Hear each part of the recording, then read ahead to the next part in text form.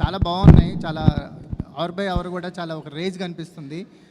First day ఏం expect చేస్తున్నారు sir collections wise మీరు? అవన్నీ కాదులే కానీ ఈ మధ్యకాలంలో సినిమాలు తీయడంలో ఫస్ట్ ఛాలెంజ్ ఓపెనింగ్ తెచ్చుకుంటాం, మనకు పెద్ద ఛాలెంజ్ అయిపోయింది. రిజల్ట్ వచ్చిన తర్వాత ఎంత కలెక్ట్ చేస్తుంది అన్నిటికంటే ముందు ఓపెనింగ్ తేవడం ముందు మాకు ప్రైమరీ ఛాలెంజ్ అయిపోయింది. ముందు అదైతే పాస్ అయిపోయాము మీరు అన్నట్టు ఒక బ్యాంక్తో. సో రేపు కూడా మేము అనుకున్న ఆశించినట్టే రిజల్ట్ ఉంటుందని హోప్ చేస్తున్నాం. పోస్టర్లు ఇవన్నీ ఏముందిలే, మరి నీకు ఎంత కొంటాను తెద్దాం, దాన్ని ఉంది. నాకు కాదు సార్, అంటే ఇప్పుడు ఒక బిగ్గెస్ట్ బడ్జెట్ కదా, నెవర్ బిఫోర్ బడ్జెట్ అని చేస్తుంది కదా.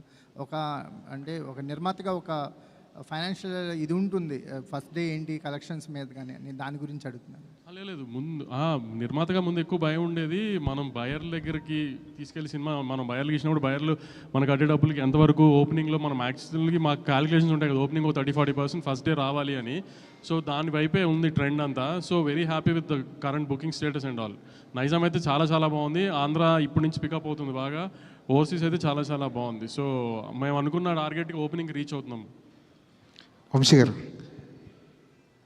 విజయ్ ఫ్యాన్స్ ప్రీమియర్స్ ఎక్స్పెక్ట్ చేశారు, మీరు కూడా ప్రీమియర్ ఉంటాయని ఒక హింట్ ఇచ్చారు, కానీ చివరిలో ఎందుకు ప్రీమియర్ లేవంటే ఏం చెప్తారు? అంటే యాక్చువల్లీ సాటర్డే ట్రైలర్ ఇచ్చిన తర్వాత సండే బుకింగ్స్ ఓపెన్ చేసిన తర్వాత టెంపో చాలా బాగుంది. మార్నింగ్ 7 నుంచి షోలు స్టార్ట్ చేసేసాం నైజాంలో.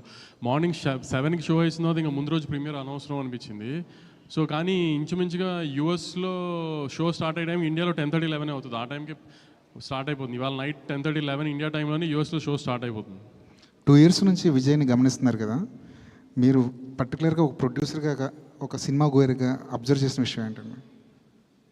ఆయన కూడా మనలాగా ఒక నార్మల్ మనిషి, అనవసరంగా హంగామా చేసి దాన్ని ఇప్పుడు దాకా మీరు చూస్తున్నారు కదా, వారం 10 రోజుల నుంచి ఆయన అసలు చాలా నార్మల్ మనిషి. ఆయన అసలు హీరోలా కూడా ఇప్పుడు బిహేవ్ చేయరు. అసలు ఇంటర్వ్యూలు ఇవ్వకపోవడానికి మీడియాతో ఇలా ఉండి అలా ఉండే మీరు ఏమైనా గైడెన్స్ ఇచ్చారా? మీరు ఎందుకు అంతగా ఆయనకే పెద్ద టీములు తిరుగుతున్నాయి ఆయన చుట్టూ, ఏం గైడెన్స్ ఏం అక్కర్లేదు. కానీ ఎందుకు ఇప్పుడు మామూలుగా ప్రమోషన్స్ అన్నీ బాగా చేస్తాం కదా. ఇప్పుడు ఆ ప్రమోషన్స్ అన్నిటికీ మెయిన్ గోల్ ఏంటి, మాకు ఓపెనింగ్ కదా. ఆ ట్రైలర్ మీద కానీ ఇప్పుడు ఈ లాస్ట్ రిలీజ్ చేస్తున్న పాట మీద కానీ వీఆర్ వెరీ కాన్ఫిడెంట్.